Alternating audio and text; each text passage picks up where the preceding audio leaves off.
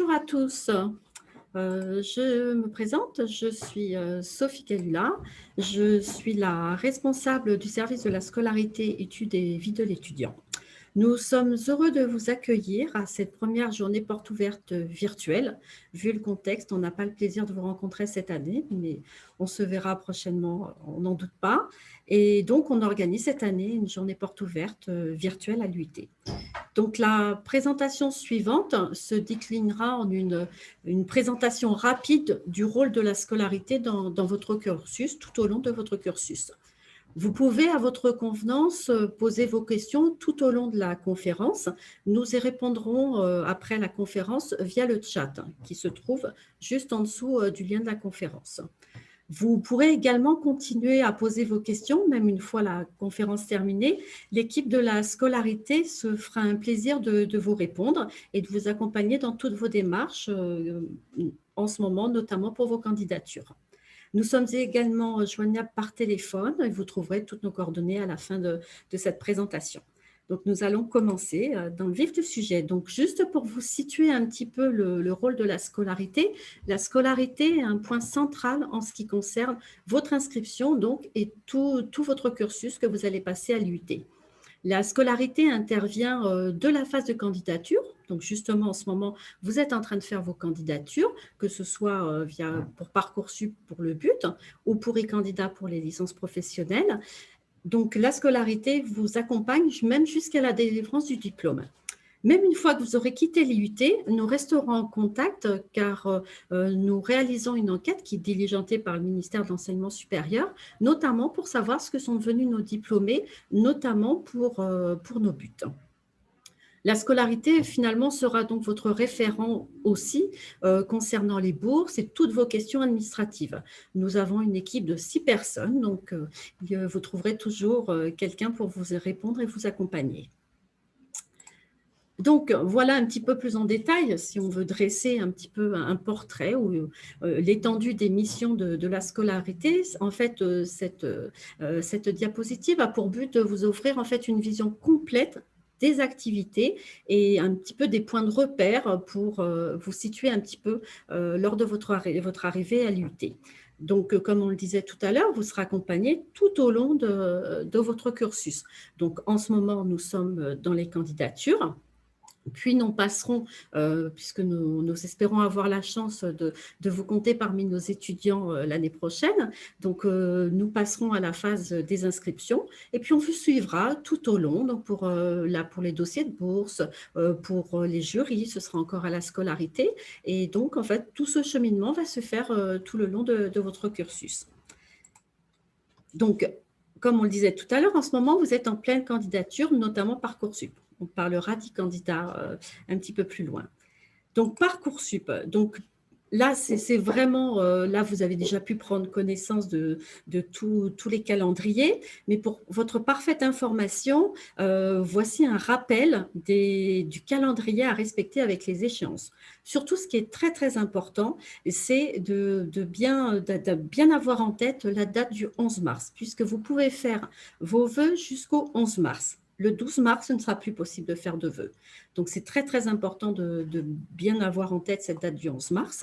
Puis, après, la date du 8 avril, où là, cette date va être la date à laquelle il faudra confirmer vos vœux. C'est-à-dire que vous allez valider votre intention de postuler dans telle ou telle formation.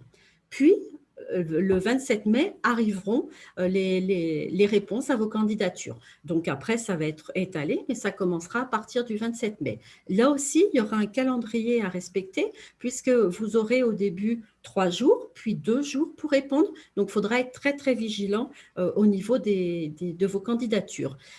Il est clair que pour Parcoursup, vous en avez déjà eu un aperçu en faisant votre candidature, il ne faut vraiment laisser de côté aucun détail.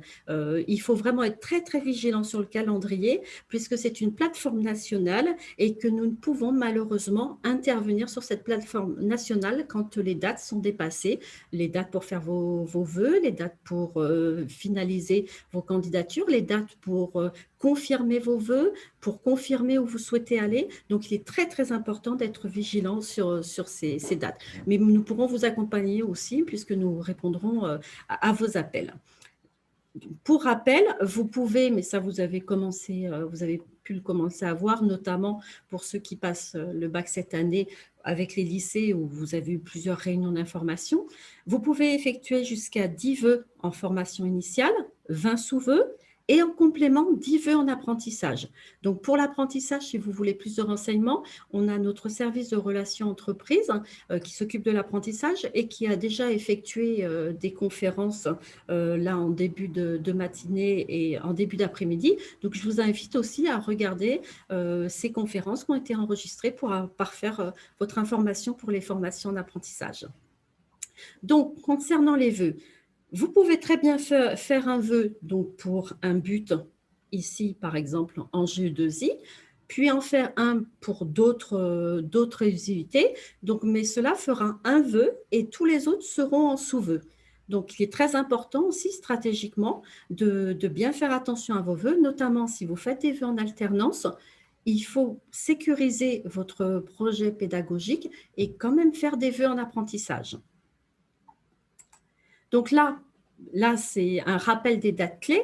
Vous pourrez peut-être en faire une photo, puisqu'après, notre conférence est enregistrée, donc vous pourrez regarder à nouveau. Donc voilà, ça c'est vraiment les dates clés qu'il faut vraiment garder jusqu'à la fin du processus, jusqu'au moment où vous aurez l'acceptation de vos vœux. Donc, une fois que là, on aura passé donc, la date du 11 mars, la date du 8 avril, on arrivera au 27 mai. Et là, il faudra encore faire très, très attention sur Parcoursup, puisque vous aurez la possibilité, selon ce qui va vous être proposé, d'avoir 4 types de réponses à donner. Oui, si c'est la formation qui vous convient. Oui, si vous préférez attendre. Ou alors, vous serez en attente d'une formation, la formation attend avant de pouvoir vous appeler, ou alors, malheureusement, un non. Donc, il faudra être très vigilant aussi sur les réponses à apporter.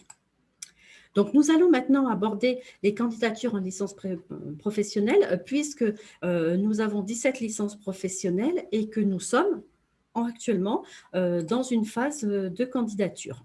Donc là, vous pouvez voir le calendrier de nos licences professionnelles. Nous avons 2 sessions de candidature.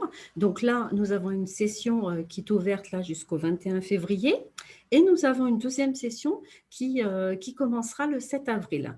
Donc, n'hésitez pas à consulter le site internet de l'UT ou à nous appeler pour avoir plus de renseignements afin de ne pas louper les dates de candidature. Et là aussi, être très vigilant sur votre dossier de candidature et sur les pièces qui seront déposées sur le logiciel e-candidat. Alors, pour parler technique et logistique plutôt, et surtout pour parfaire votre information, on va vous exposer un petit peu les résidences universitaires qui sont disponibles sur Nice. Pour toutes ces questions, nous vous invitons bien sûr à contacter le CRUS, qui est en charge et qui administre toutes les résidences universitaires. Attention également, vous avez dû le voir déjà, mais je vous le rappelle, les dossiers pour demander une bourse doivent être déposés au plus tard le 15 mai 2021. Donc, que ce soit pour une bourse ou pour demander une résidence universitaire. Donc, voici les résidences, le panel de résidences que nous avons dans la région. Donc, nous vous avons juste mentionné en gras les résidences universitaires qui sont proches des sites de l'IUT. Donc, selon l'endroit où vous allez vouloir postuler vos candidatures, vous pouvez vous rapprocher du CRUS pour postuler dans une des résidences universitaires qui peut vous intéresser. Donc, mais là, encore une fois, pour plus de détails, je vous invite à contacter le CRUS qui gère totalement les résidences universitaires. Donc, l'IUT est répartie sur plusieurs sites. Donc, nous sommes répartis sur 4 sites, mais la scolarité centrale est à Fabron. Donc, quand vous aurez des questions de scolarité, ce sera forcément la scolarité centrale de Fabron. Néanmoins, dans chaque département d'enseignement auquel vous allez postuler pour vos formations, des secrétaires pédagogiques seront là pour vous accompagner au quotidien, tout au long de votre cursus également.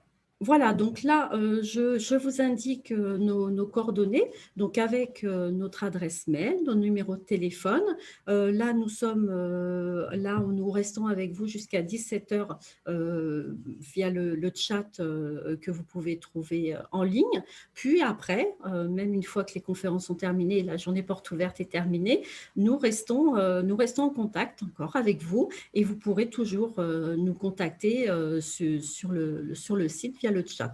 Après, vous pouvez aisément nous contacter à votre convenance, soit par mail, soit, avec les numéros de téléphone que vous trouverez affichés.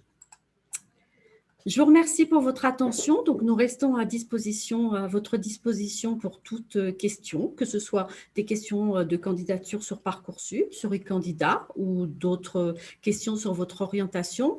Nous y répondrons avec plaisir et nous espérons vous retrouver nombreux l'année prochaine et espérons pouvoir vous compter parmi nos étudiants. Je vous souhaite bon courage en cette période et puis pour ceux qui vont passer le bac, bonne chance pour le bac et encore une fois, on espère de vous retrouver l'année prochaine. À bientôt, au revoir.